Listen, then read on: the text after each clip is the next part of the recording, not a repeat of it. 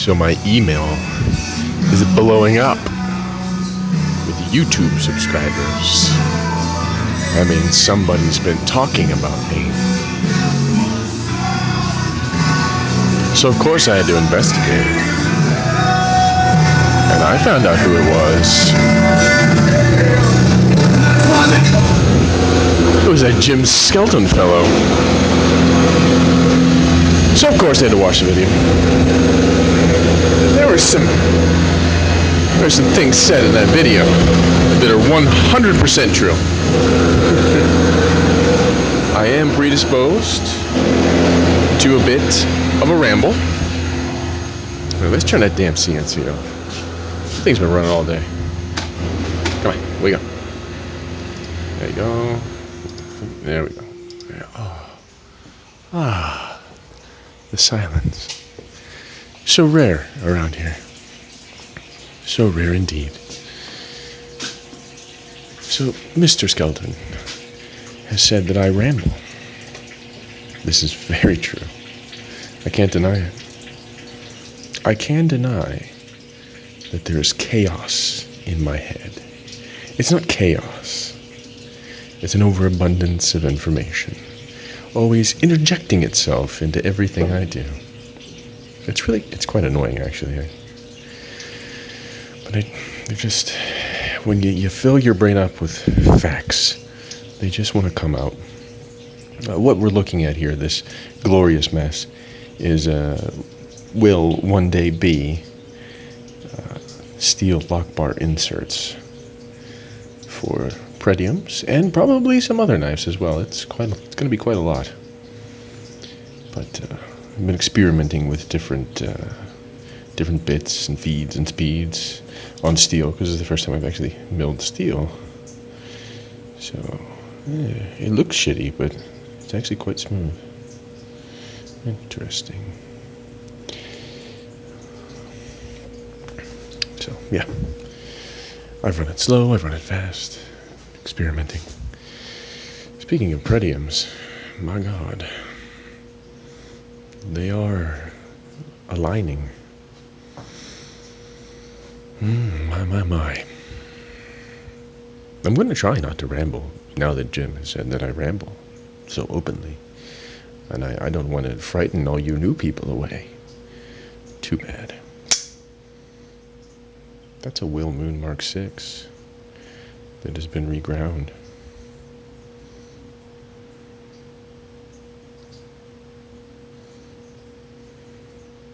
That's not something I do often. Ooh, lordy. I'm going to have to carbonize that lock face. Sucker's getting a little sticky.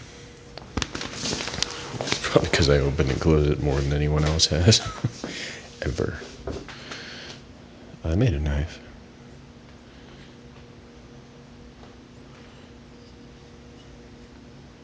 It may or may not be made of titanium. And nickel titanium. Yes. The vaunted SM100.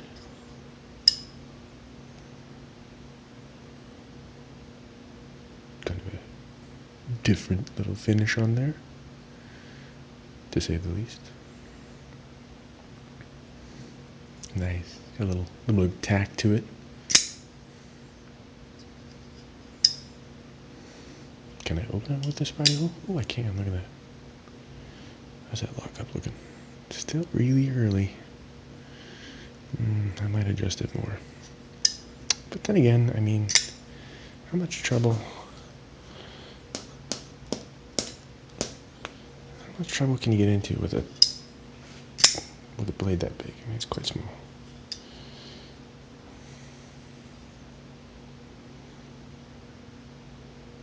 So, Rich, there's your knife. If you're not watching, that's fine, because you'll get an email before this video loads, I guarantee it. But she's basically ready to go. At least I think she is. Yeah, she's ready to go. She's ready for you. Got her all warmed up for you. Am I rambling yet? Quite possibly. blue belts. Not a fan. We're gonna roll the dice. Check them out. They're zirconium oxide. And unfortunately, they came to me with big, nasty grooves in them already. So I won't be purchasing those again. I'll just stick with ceramic. Ceramic belts they're the best. Quite frankly. Where'd that other knife go? I had another knife I wanted to show you. Let's go back into the darkness. Ah, there it is. Sticking in a table. Who puts a knife like that?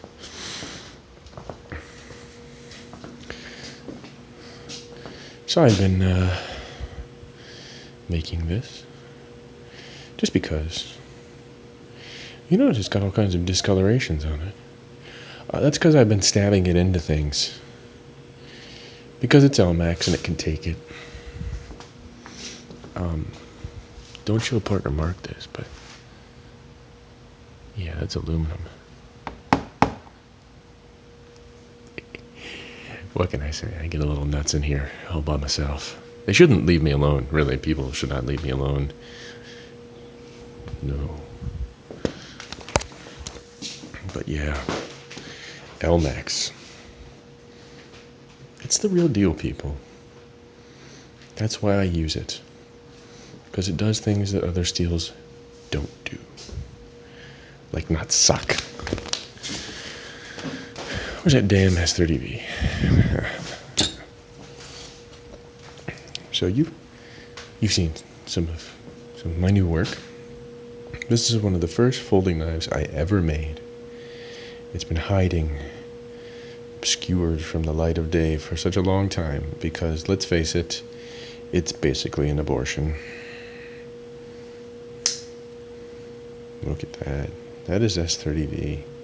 Broken tip, chipped edges. Pretty standard for S30V. Look at that. That is a pocket clip right there.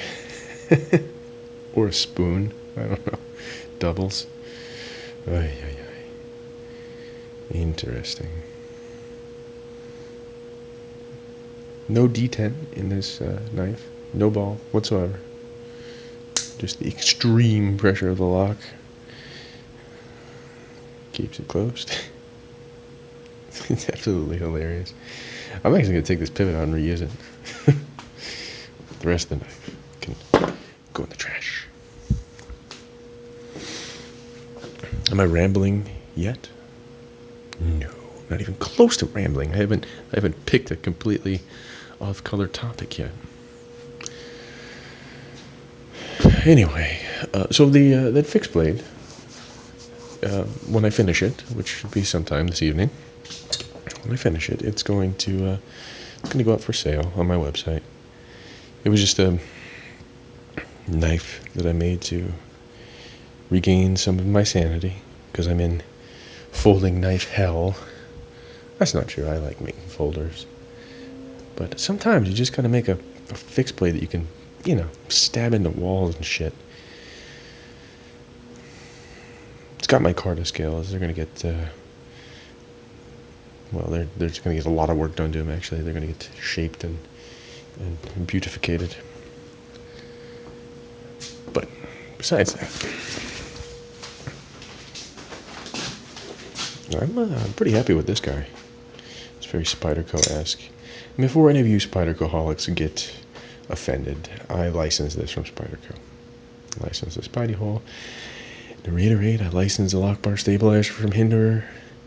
There's nobody to license a steel insert from, although people use it.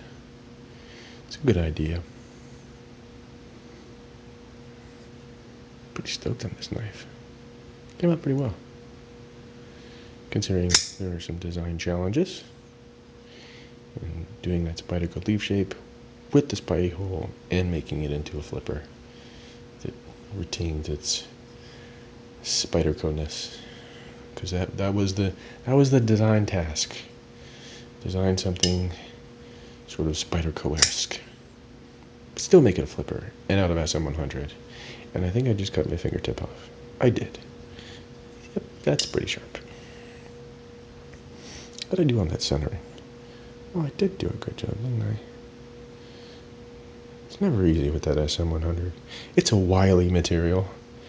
It likes to jump around. Oh yeah. Am I rambling yet? Likely.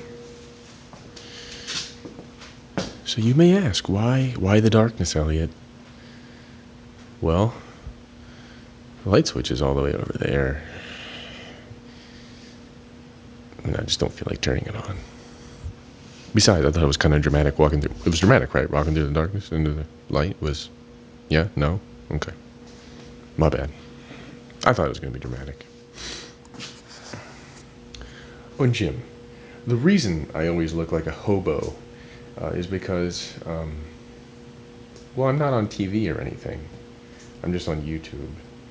And honestly, if I looked, put together and pretty, would you really think that I was actually making your knives? Or is this nasty do I have stuff on my face? Because sometimes I have, sometimes I have stuff on my face. Yeah, it gets messy in here. That's why I always look like a hobo, Jim. Not that I'm offended by anything Jim Skelton says. Jim and I have a delightful rapport. One of these days, I hope that Jim will actually get a knife from me. What can I say? He needs one in his collection. Well, that's some tough competition in that collection now. There's some nice knives in Jim's repertoire. Really nice knives. I don't know. Anyway, now I think I'm starting to ramble. But maybe we should. Oh, goodness gracious. Really, that's all I have for you tonight. I gotta get busy and make a bunch of other stuff here. I still do not have a knife for me to carry, so I gotta make a knife for myself. It's getting ridiculous not having a knife. It's terrible. I mean, I'm carrying something. I'm carrying the beater knife to another abortion. But I was trying different shit in here, and I mean, this actually didn't even get close to getting finished work until one day I was like, yeah, maybe I should put it all together and make it function. Yeah, functions great. Make it function just in case the day comes when I don't have a knife, which would be now. What's on the docket for this evening? We're gonna finish that knife up, I think. At least attempt to. Because that's gonna be a looker. That bolster is Timascus. That's SM100. Got a SM100 over prevention plate. It's gonna be cool. Not SM100, Timascus. Jesus, we get you really expensive materials straight. What else do we have? I should probably finish those up one day too. Then I have all of this started that I need to finish. Or at least make scales for. That might be advantageous for them becoming knives. And then it's next week it is going to be fitting and grinding and more fitting and more grinding and fitting and bead blasting and stone washing and more grinding and then heat treating and flattening and reflattening and then more bead blasting and satin finishing and sharpening. It's going to be, whew, I'm getting tired just thinking about it. But at the end of the day, it's going to be worth it. Because these are going to be out in people's hands, and people are going to love it. They're going to be like, why do I waste my money on hinderers? Did I say that out loud? Just omit that just strike that from the record. Well, they are going to be pretty nice. I mean, they're pretty cool. I'm just saying. Just saying. All right, YouTube, that's enough rambling on. And thank you, Jim, for the shout out. And thank you, all of you new people. And all of you old people. We have fun on this channel. Sometimes it's creepy, sometimes it's weird, sometimes it's mind-numbing, but we have a good time. Isn't that right, CNC? Just nod your head. No, your spindle. Yeah, nod. Useless CNC. Right. Bye.